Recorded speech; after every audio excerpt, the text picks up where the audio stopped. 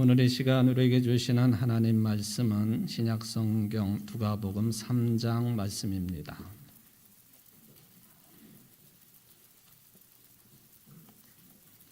누가복음 3장 1절부터 6절까지 말씀 봉독해 드리겠습니다.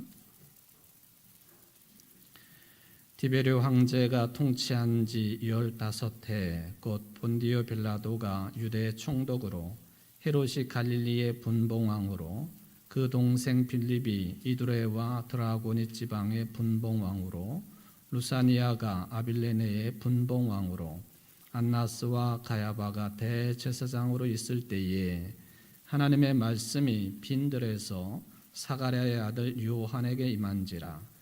요한이 요단강 부근 각처에 와서 죄 사함을 받게 하는 회개의 세례를 전파하니 선지자 이사야의 책에 쓴 바 광야에서 외치는 자의 소리가 있어 이르되 너희는 주의 길을 준비하라. 그의 오실 길을 곧게 하라.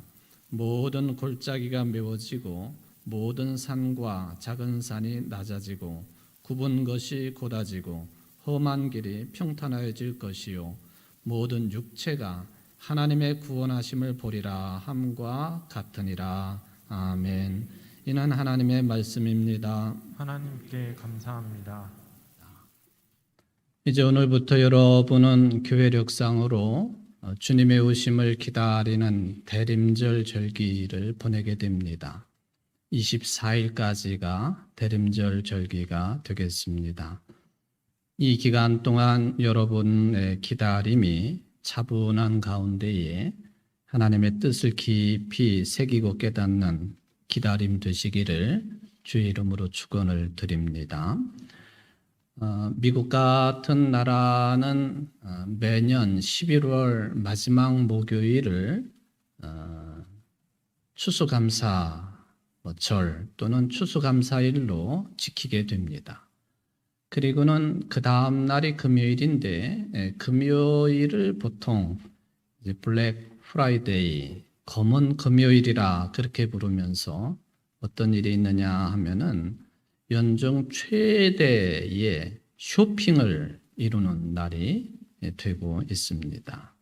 물론 이제 블랙 프라이데이, 검은 금요일이라고 하는 용어가 금융시장이 크게 요동을 할 때, 주식이 갑자기 뚝뚝 떨어지거나 할 때에 사용하는 금융에 관련된 용어이기도 하지만은 미국의 추수감사절과 관련되어서도 이제 최대의 쇼핑을 하는 그런 날로 이제 인식이 되고 있다고 하는 것을 생각을 해볼 수가 있겠습니다. 하여튼 이날 블랙 프라이데이 때가 되면은 미국 전역에 있는 상점들이 대대적인 상품을 세일을 하고 있습니다. 근데 문제는 이때부터 사람들이 성탄절에 관련된 물건들을 이제 준비하며 사들이기 시작한다 하는 것이죠.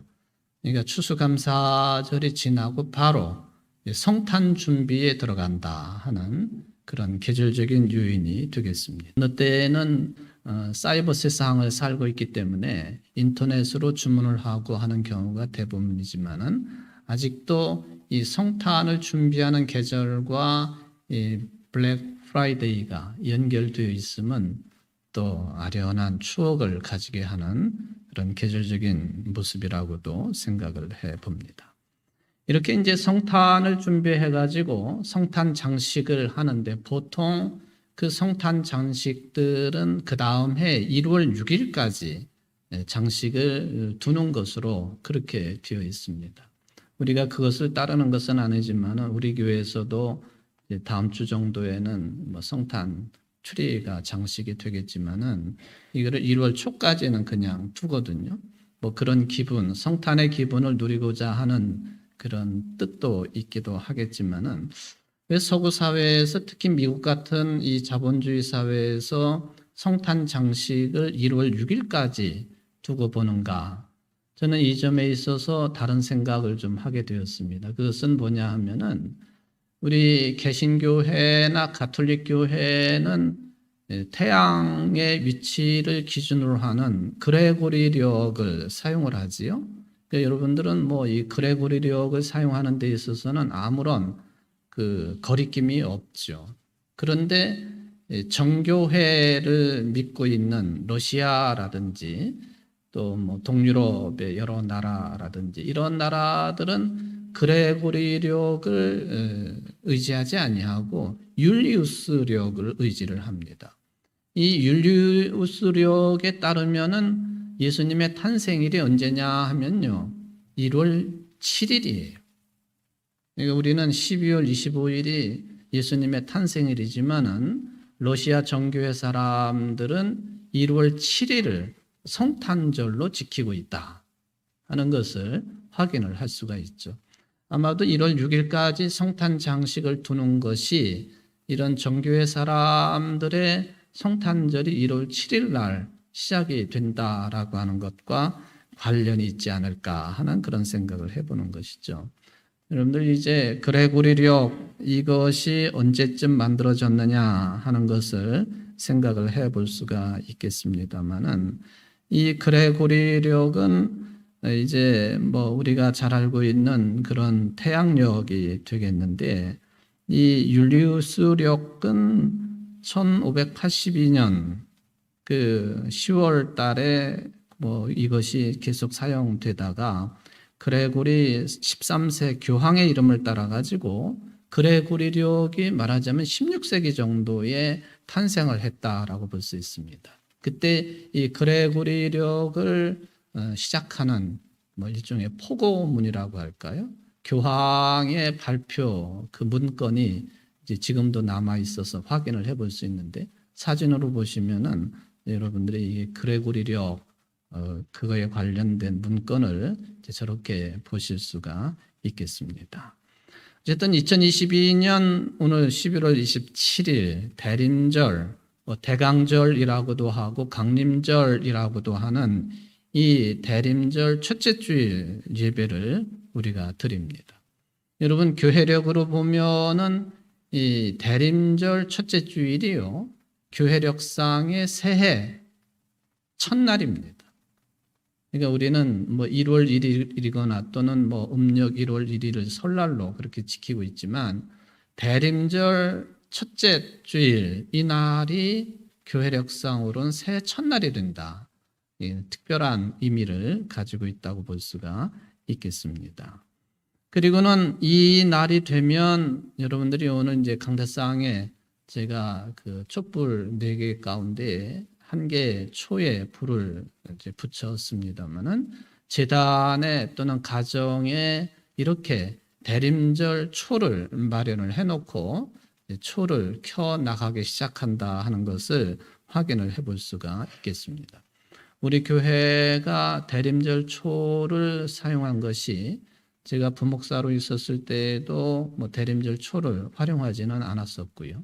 제가 담임 목사로 부임을 하고 그때로부터 아마 대림절 초를 사용한 것으로 제가 기억을 하는데 20년 가까이 대림절이 되면 대림절 초에 불을 켜는 그런 모습을 여러분들이 볼 수가 있겠습니다. 대림절, 예수님께서 이 땅에 오셔서 처음으로 사람들 앞에 모습을 나타내신 때가 주현절인데 실은 이 주현절이 중심이 되는 거죠. 이 주현절, 예수님이 그리스도로 오셔서 공생애를 시작하신 그때를 미리 준비하고 기억하고 그래서 시작하는 절기가 이제 대림절 절기예요. 물론 이제 아기 예수 탄생이 중간에 있기도 하지만은 그러나 그리스도로 오신 예수님을 맞이하기 위한 준비의 기간, 이게 바로 대림절의 의미라고 볼 수가 있겠습니다. 나타나심 또 오심이라고 하는 그런 대림이라고 하는 용어의 뜻이 그것을 확인할 수 있는 내용이 되겠습니다. 오늘 이제 제단의 초는 예년과는 다르게 4개의 초를 한꺼번에 장식을 해 놓았습니다. 아주 짙은 보라색부터 점차적으로 그 색깔이 옅어져 가지고 그리고는 이제 성탄 예배 드리는 날은 흰색 초 큰 것을 한 가운데 켜서 5개의 초가 밝혀지게 되면 이제 성탄 예배가 되는 것이다 하는 것을 우리가 알 수가 있겠습니다. 대림절의 상징 색깔은 오늘 제가 이 스톨, 용대도 보라색이고 제단보도 보라색인 것처럼 따라서 이 계절의 색깔 보라색에 맞추어서 대림절 초도 짙은 보라색으로부터 시작이 되고 있는 것을 볼 수가 있겠습니다.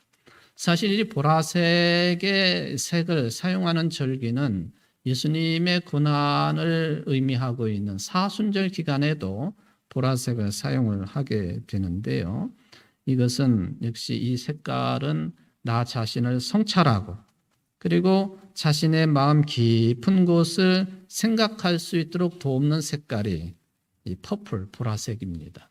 그렇기 때문에 보라색은 아주 고귀한 의미를 가지고 있다고 하는 것을 우리가 확인을 해 볼 수가 있겠습니다. 이 보라색 초로부터 시작해 가지고 점차적으로 옅어지고 있는 이 하나하나의 촛불을 켤 때마다 그 의미가 있기는 하지만 그 의미에 대한 해석이 교단마다 좀 차이가 있고 또 뭐 종교마다 조금 차이가 있기 때문에 그것을 제가 굳이 설명은 드리지 않겠습니다. 어쨌든 이 어둠이 점차적으로 촛불을 계속 더 많이 켬으로 인하여서 어둠이 물러가게 된다 하는 상징성을 가지고 있는 것이죠. 그러니까 예수님의 오심은 또 예수님의 주현은 오셔서 공생애를 시작하시는 그리스도로서의 삶의 시작이라고 하는 것은 세상이 어둡다고 하는 것, 죄로 말미암아 죽음의 세상이요 어둠의 세상이라고 하는 것을 전제로 하고 그런 모든 어두움들이 근본적인 죄들이 예수 그리스도를 통해서 해결함 받는다 하는 그런 상징성이 이렇게 이제 초를 켜서 이제 성탄 예배 드릴 때는 다섯 개의 초를 켜니까 더 밝아지는 것이죠. 그런 상징성이 있습니다. 그럼에도 불구하고 초는 초입니다. 상징적인 의미를 가지고 있는 것이고 우리가 이러한 대림절 초를 계속 매주일마다 한 개씩 추가해서 켬으로 인하여서 정말 이 어두운 세상에 죄로 말미암아 죽을 수밖에 없는 세상에 예수님이 빛으로 오셨다. 생명의 빛으로 오셨다. 구원의 빛으로 오셨다 하는 것을 마음판에 새길 수 있다고 한다면 대림절의 의미는 훨씬 더 크리라고 생각을 해 봅니다. 우리가 이렇게 이제 대림절은 이제 준비하고 예비하는 기간이죠. 신구약 성경을 통틀어서 이렇듯이 예비하고 준비하는 일에 어떤 뭐 상징을 동원하지 아니하고서도 본인 스스로가 주님의 오심을 예비하는 일에 적극적으로 참여했던 인물이 있다 그러면 오늘 본문에 등장하고 있는 세례자 요한이 되겠습니다. 세례자 요한이요. 복음서에 보면은 예수님의 탄생과 관련된 인물들이 여러 부류가 등장을 하고 있습니다. 예를 들면은 세례자 요한이 그렇고요. 또 들판에서 양을 치고 있던 목동들도 예수님의 오심을 적극적으로 받아들였던 그런 인물들이 되겠습니다. 세례자 요한, 목동들. 그리고는 저 동방 박사들, 아라비아, 동방이라 하면 당시에 아라비아를 말하는 것이니까 아라비아는 대개가 모두 다 광야 지방이요, 빈들과 같은 곳이요, 사막입니다. 그러니까 아라비아에서 온 별들을 연구하고 있는 천문학자들, 현자들, 동방 박사들도 역시 예수님 그리스도의 오심에 대해서 큰 별이 등장한 것을 보고는 이거는 특별한 인물이 탄생한 것이다 생각하고 예수님 탄생을 경배하기 위해서 찾아옵니다. 여러분, 이 세례자 요한, 그리고 목동들, 그리고 아라비아에서 온 현자들, 이 세 사람들의 공통점이 뭔 줄 아십니까? 모두 다가 광야의 사람들입니다. 빈들의 사람들이에요. 세례자 요한 그렇죠? 광야 같은 곳에 나가서 이 짐승들 풀 뜯기는 목동들도 그렇죠? 아라비아 사막과 광야를 대표하는 아라비아에서 온 현자들도 역시 생활의 근거는 빈들이고 광야라고 하는 크나큰 특징을 가지고 있습니다. 저는 생각을 해볼 때 이 세 부류의 사람들뿐만 아니라 예수님의 육신의 부모인 요셉과 마리아도 그때 그 심정은 광야보다도 더했을 것이다 하는 생각을 해봅니다. 여러분 한번 생각해 보십시오. 요셉과 마리아는 그저 정혼한 상태였습니다. 결혼하고 부부가 되기로 약속한 상태였어요. 그런데 마리아가 덜컥 아이를 임신을 합니다. 율법에 따르면 그것은 돌에 맞아 죽을 일입니다. 그러니 아기 예수가 탄생하고 그리고 그 아기 예수가 자라나서 30세가 되어 공생애를 활동을 하는 그때까지도 이 요셉과 마리아는 비록 가브리엘 천사를 통해서 내가 아들을 낳으리니 그 이름을 예수라 하라 하는 그런 수태고지를 하늘의 음성으로 들었다 할지라도 저들의 심정은 광야보다도 더 거친 그리고 더 힘든 그런 삶을 영위했을 것이다 하는 생각을 해보게 됩니다. 세례자 요한, 목동들, 아라비아에서 온 현자들, 예수님의 육신의 부모인 요셉과 마리아 모두 다가 그 인생의 바탕에는 광야라고 하는 이 장소가 영향을 끼치고 있다는 것을 생각을 해볼 수가 있겠습니다. 세례자 요한 하면 이제 오늘 제가 이 그림을 보여드리면 한 서너 번쯤 똑같은 그림을 보여드리는데요. 내년에 성지순례 때 방문을 할 프랑스의 꼴마르라고 하는 곳에 가면 운토린된 박물관이 있고 이 박물관이 유명한 것은 바로 이 이제 그리네발트라고 하는 사람이 그려놓은 이 지단화가 있기 때문에 유명해요. 십자가에 달리신 예수님 그리고 특별히 오른쪽에 예수님을 향해서 손가락으로 가리키고 있는 저 사람 세례자 요한입니다. 세례자 요한의 발치에는 어린 양이 그려져 있습니다. 세례자 요한이 예수님을 향해서 이야기를 할 때 세상 죄를 지고 가는 하나님의 어린 양이로다. 그리고는 저 그림에 보면은 세례자 요한이 손을 펴서 예수 그리스도를 십자가에 달리신 분을 가리키고 있는데 그 손 위에는 뭔가 글씨가 써 있습니다. 무슨 글씨냐? 그는 흥하여야 하고 나는 쇠하여야 한다 하는 말씀입니다. 이게 세례자 요한의 역할이었습니다. 그는 흥하여야 하고 나는 쇠하여야 한다. 이게 세례자 요한의 주님 오심을 준비하는 마음 자세였다는 것이죠. 이 말씀을 언제 주셨는가? 언제 세례 요한이 했는가 하면은 요한복음 3장 22절 이하에 보면은 이런 내용들이 기록이 되어 있습니다. 예수님께서 제자들과 함께 유대 지방으로 가셨는데 그들과 함께 지내면서 세례를 베푸셨습니다. 이제 세례자 요한만 세례를 베푼 것이 아니라 예수님께서도 세례를 베푸셨는데 그 지역을 어디라고 기록하고 있느냐 하면은 살렘 근처의 에논이라고 하는 곳에서 세례를 베푸셨다. 그곳은 물이 풍부한 지역이었습니다. 당시에 세례를 받으려면은 침례죠.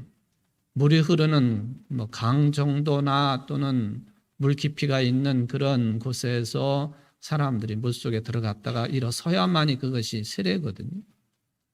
제가 어렸을 때만 해도 순복음교회 교인들이나 침례교회 교인들이 우리 청주의 무심천에 가가지고 침례를 받았다 하는 그런 이야기를 듣지 않습니까? 지금은 그렇게 하지 않습니다만은 순복음교회나 침례교회 같은 교회들은 제단 뒤편에 쑥 내려가가지고 풀장을 조그맣게 만들어 놓고 거기에서 침례를 받도록 요즘은 하지요.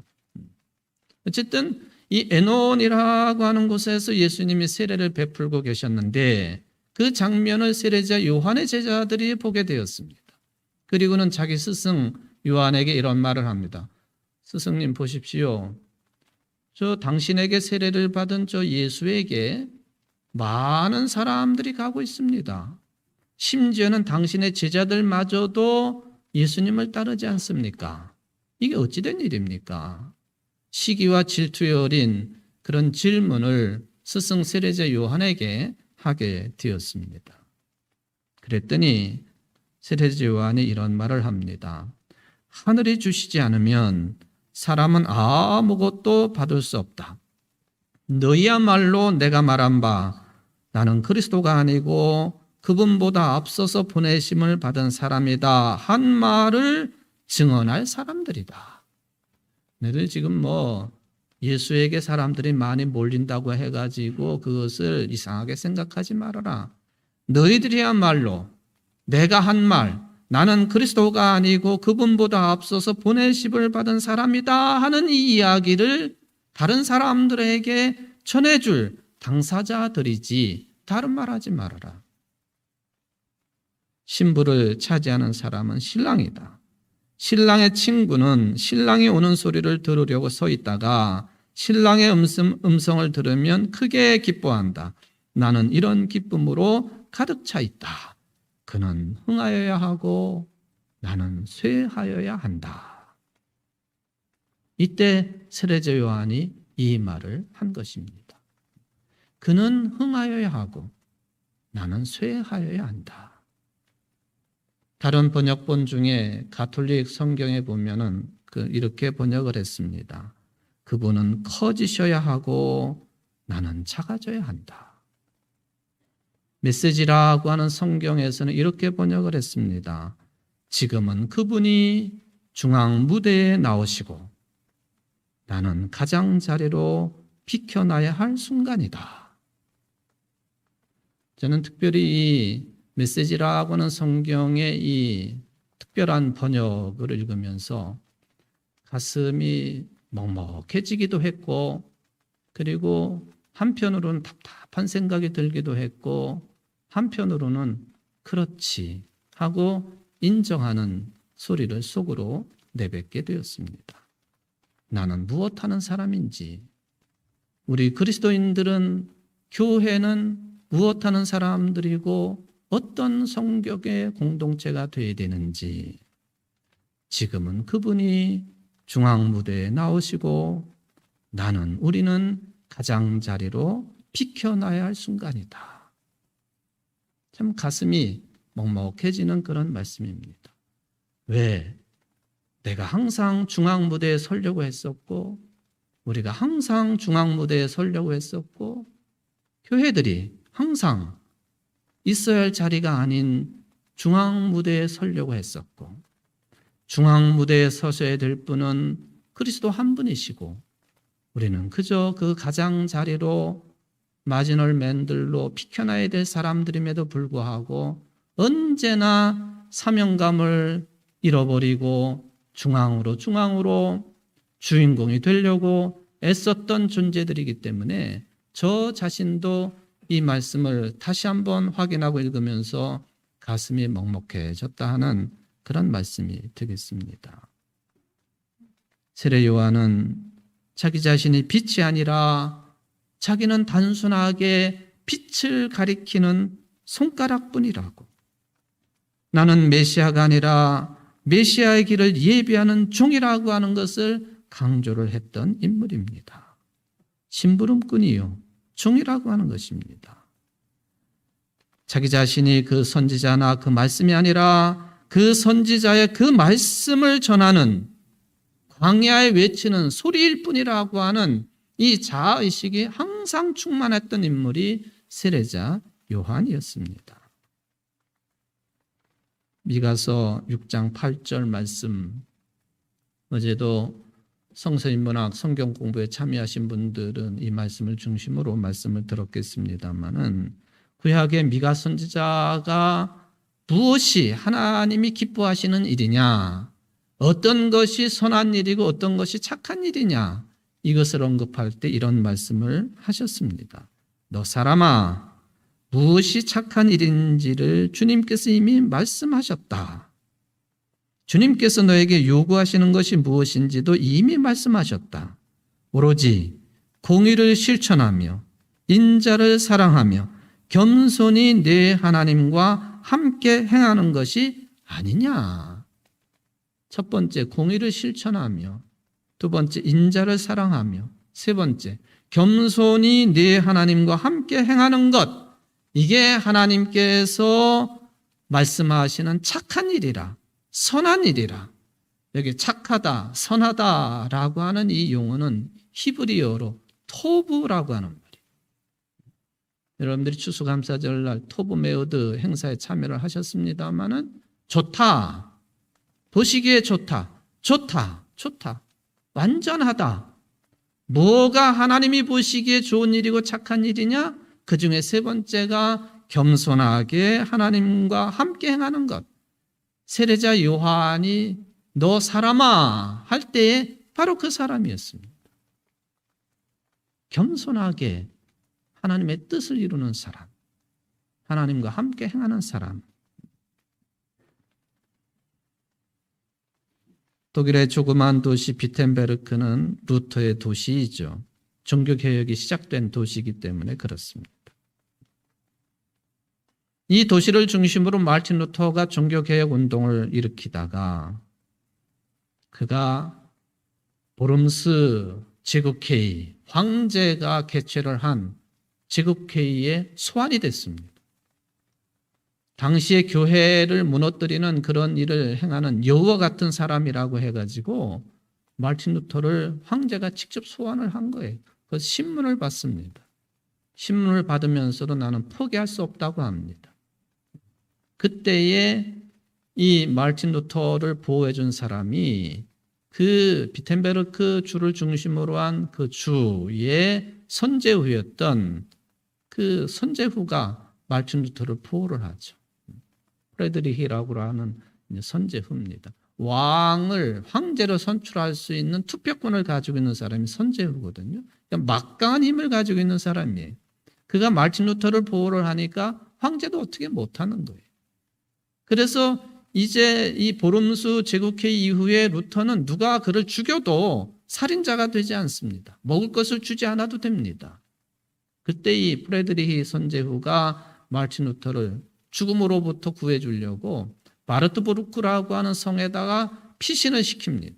이름도 바꾸고 변장도 시켜놓고 그렇게 해가지고 바르트부르크 성에서 약 1년 동안을 머물면서 이 신약 성경을 독일어로 번역을 합니다. 그때부터 이 마르틴 루터가 사용한 독일어가 독일의 표준어가 되기 시작을 합니다. 그런데 마르틴 루터가 그러고 있는 동안에 루터의 도시인 비텐베르크에서는요, 아주 대혼란이 벌어졌습니다.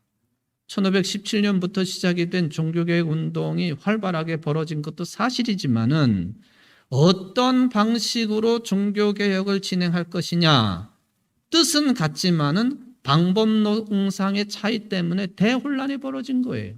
그 중심에 누가 있었느냐 하면은 칼슈타트라고 하는 당시에 비텐베르크 대학교의 교수였던 마르틴 루터의 종교개혁 운동에 함께 참여를 했던 칼슈타트라고 하는 사람이 중심했었습니다. 어떤 일을 했느냐? 이제는 말씀 중심의 종교이기 때문에 가톨릭 성당에 있는 모든 성상들, 거룩한 조각들이죠.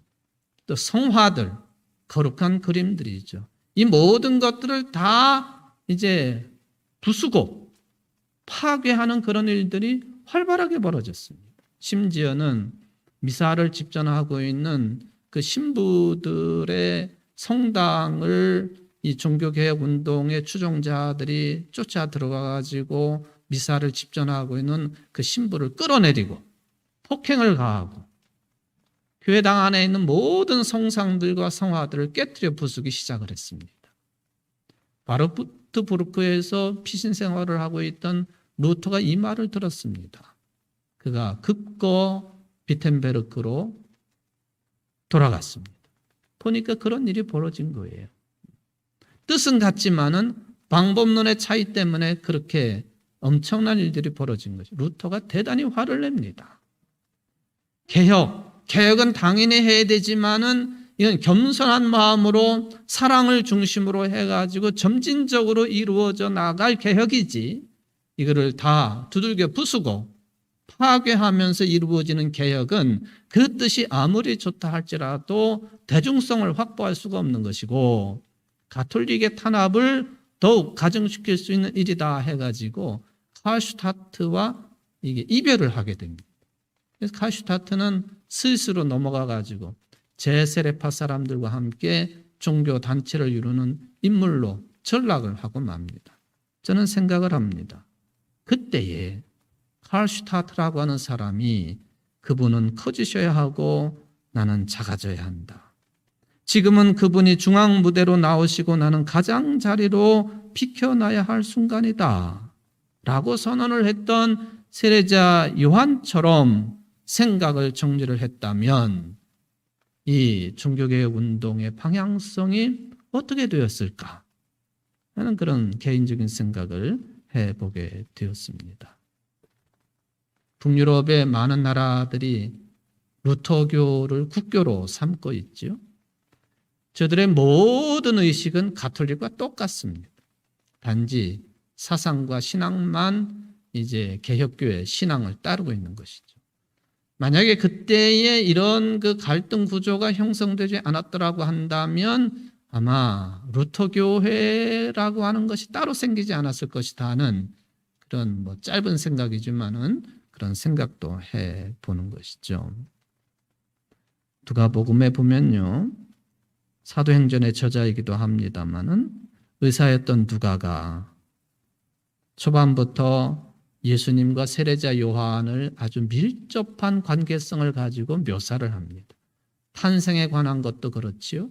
그리고 예수님의 공생애를 시작하는 것과 그에 앞서서 광야에서 외치는 자의 소리로서 세례자 요한이 했던 말이 그렇습니다. 세례자 요한의 어머니 엘리사벳 가임 기간이 훨씬 넘은 노인 여성이었습니다. 하나님의 특별한 은총으로 세례자 요한이 탄생하지요. 예수님의 어머니 마리아 그저 단순하게 정혼한 처녀였지만은 성령으로 잉태가 되어서 그리스도신 예수님을 탄생시킵니다. 세례자 요한과 예수님의 탄생 누가복음은 그렇게 비교를 해놓았습니다. 세례자 요한이 광야에서 외칩니다. 회개하라 천국이 가까이 왔다. 예수님도 공생애를 시작하시면서 외치시는 첫 마디가 회개하라 천국이 가까이 왔다. 회개와 천국을 연결시키는 그런 공통점을 언급을 해놓고 있는 것이죠. 근데 오늘 본문에 보니까 이 세례 요한에 대한 언급인데 이런 그 세례 요한에 대해서 이야기하기 전에 1절부터 보면은 당시의 황제가 누구였는지 또 유대 지방이나 또 로마가 통치하고 있던 멀리 떨어진 곳의 분봉 왕들이 누구였는지 특별히 유대 사회의 종교 사회인 유대 사회에서 대제사장이 누구였는지 안나스와 가야바였다라고 하는 그런 기록을 해놓습니다. 세상의 권력을 가진 사람들이죠. 힘 있는 사람들이에요. 도시를 중심으로 활동하고 있는 정치 지도자들이고 종교 지도자들이었습니다. 그리고는 바로 빈들에 있는 광야에 외치는 자의 소리로 세례자 요한을 이어놓고 있습니다. 저는 이 누가라고 하는 사람이 대단한 문학적인 소질을 가지고 있는 사람, 글쓰기에 아주 재능 있는 사람이라고 생각합니다. 정치적인 지도력, 또 세상적인 힘과 권력, 종교적인 지도력, 종교적인 힘과 권력을 가지고 있는 사람을 쭉 나열을 해놓고 광야에서 외치는 자의 소리라고 하면서 세례자 요한을 바로 이어서 소개를 합니다. 한편은 어둠의 특징이요. 세례자 요한은 빛의 세계를 특징하고 있는 두 부류를 누가복음 기자는 이렇게 비교해서 우리에게 말씀을 해주고 있다. 이게 아주 특별한 내용입니다. 그리스어에 보면은 코라라고 하는 단어가 있습니다. 코라라고 하는 말은 뭐 창문, 대문 할 때, 문을 이야기할 때 그리스 말로 코라라고 하죠. 그런데 이 코라는 단순한 문이 아닙니다. 세상과 광야의 경계선에 서 있는 문입니다. 누가복음 기록자는 세례자 요한을 그 문으로 묘사한 거예요. 세상과 광야 사이, 어둠과 빛 사이의 문으로서의 역할을 인도할 사람으로 광야에 외치는 자의 소리, 세례자 요한이라 하는 그런 의미가 되겠습니다. 여러분, 광야가 어떤 곳입니까? 사람이 살만한 곳이 아니에요. 독충이 들끓습니다. 짐승들이 우글댑니다. 목숨이 위태로운 곳이에요. 그런데 놀랍게도 하나님께서는 그런 곳에서 말씀을 주신다는 거예요. 히브리어로 하나님의 말씀할 때 다바르라고 하는 단어를 사용을 하지요. 광야를 뜻하는 히브리어는 미드바르입니다. 미드바르. 이 광야의 미드바르는 다바르라고 하는 이 말씀이라고 하는 이 단어의 어원에서 나타납니다. 지성소를 뜻하는 데비르, 이것도 말씀을 의미하는 다비르가 어원입니다. 이게 무슨 뜻일까요? 광야, 빈들, 죽음의 상징이 되는 곳, 미드바르, 바로 그런 곳에서 하나님께서는 세례자 요한과 같은 사람을 선택하셔서 다바르를 주신다. 히브리어가 누가복음의 기록자인 누가도 그렇지만은 히브리어의 단어의 이 의미의 추구는 굉장한 깊이를 가지고 있다는 것을 보여주는 그런 내용들입니다. 미드바르 그런 곳에서 다바르는 들을 수 있다. 광야와 같은 곳에서 있는 석청을 먹고 메뚜기를 먹으며 낙타털옷을 입고 지팡이를 짚고 있는 그 어떤 것도 의지할 곳이 없는 광야의 사람 세례자 요한에게 하나님이 말씀을 주셨다. 그 이전 400년 동안 하나님의 말씀이 작동하지 않았던 신구약 중간 시대를 넘어서서 구약의 마지막의 선지자인 이 세례자 요한에게 하나님이 드디어 다바르, 말씀을 미드바르, 광야에서 주십니다. 세례자 요한이 그렇게 말씀을 받았는데 세례자 요한이 선포한 말씀이 뭐냐? 이사야서 40장 3절 이하의 말씀 그대로입니다. 광야에서 외치는 자의 소리가 있어 이르되 너희는 주의 길을 준비하라. 그의 오실 길을 곧게 하라. 이게 세례자 요한이 미드바르 광야에서 받은 다바르 말씀이었습니다. 주님의 오실 길을 곧게 하라, 준비하라, 예비하라. 그거였습니다. 예수님께서도 광야에 40일 동안을 금식하며 공생애를 시작할 수 있는 힘과 능력을, 말씀을, 신명기서를 중심으로 해서 받으시지 않으셨습니까? 광야라고 하는 것이 바로 그런 상징성을 가지고 있다 하는 것을 우리는 생각을 해 봅니다. 세례자 요한도 예수님의 생애도 그런 차원에서 보면은 머리 둘 곳도 없으신 예수님, 빈들에서의 생활에 익숙해진 세례자 요한, 광야와 같은 그런 심정을 가지고 있는 외롭고도 고독한 삶을 이루신 분이시다 하는 것을 생각을 해 볼 수가 있겠습니다. 사랑하는 성도 여러분, 대림절의 의미가 그것입니다. 세례 요한이 그린의 발트가 그린 그림처럼 십자가에 달리신 예수님을 가리키는 것처럼 그러면서 그는 흥하여야 되고 나는 쇠해야 됩니다. 이제부터는 예수님만이 중앙 무대에 나오셔야 되고 우리는 가장자리로 물러서야 됩니다. 이 말씀을 듣고 준비하고 예비하는 기간이 대림절 기간이 되겠습니다. 바울 사도가 고백을 합니다. 우리는 우리를 전파하는 것이 아니라 오직 그리스도 예수의 주 되신 것과 또 예수를 위하여 우리가 너희의 종 된 것을 전파함이라. 바울의 역할이 대림절을 맞는 우리들의 역할이 되어야 될 것입니다. 오늘 예배는 우리 교회 남녀 신도의 정기총회를 위한 개회배 설교도 겸하고 있습니다. 우리 남녀 신도 회원들, 모든 재직들, 성도들의 봉사가 오로지 주 예수 그리스도만을 높이는 수고와 헌신이 되시기를 바랍니다. 내 영광, 내 영향력을 위해서 봉사하고 수고한다면 그건 정치이지 세례자 요한의 자세가 아닌 것이에요. 하나님이 보시는 것은 우리들이 품고 있는 은사나 재능보다도 우리들이 그 은사와 재능으로 누구를 높이고 있는지, 우리들에게 주신 축복인 그 은사와 재능, 달란트를 가지고 누구를 가리키고 있는지 하나님이 보시는 기준은 거기에 있습니다.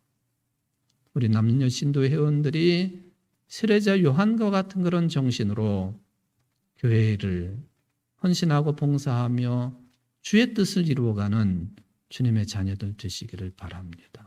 이것은 우리 그리스도인들 모두가 갖춰야 될 기본적인 믿음의 토양이 될 것입니다. 예수님이 말씀하십니다. 인자가 온 것은 섬김을 받으려 함이 아니라 도리어 섬기려 하고 자기 목숨을 많은 사람의 대속물로 주려 함이니라. 오늘도 이 말씀에 의지해서 총회를 이루고 또 그리스도인의 삶을 충성스럽게 살아가시는 여러분들 되시기를 주님의 이름으로 축원을 드립니다. 자비로우신 하나님 아버지,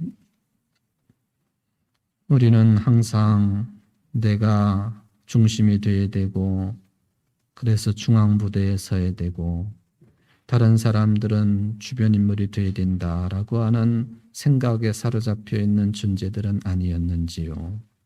주님, 우리로 하여금 대림절을 맞이하는데 겸손한 세례자 요한처럼 주님의 길을 예비하고 준비하기에 부족함이 없는 사람들이 되게 하시고 그는 흥하여야 되고 나는 쇠해야 된다라고 하는 이 겸손의 말씀이 우리의 마음판에 새겨지도록 도와주시며 삶으로 영유될 수 있도록 축복하여 주옵소서.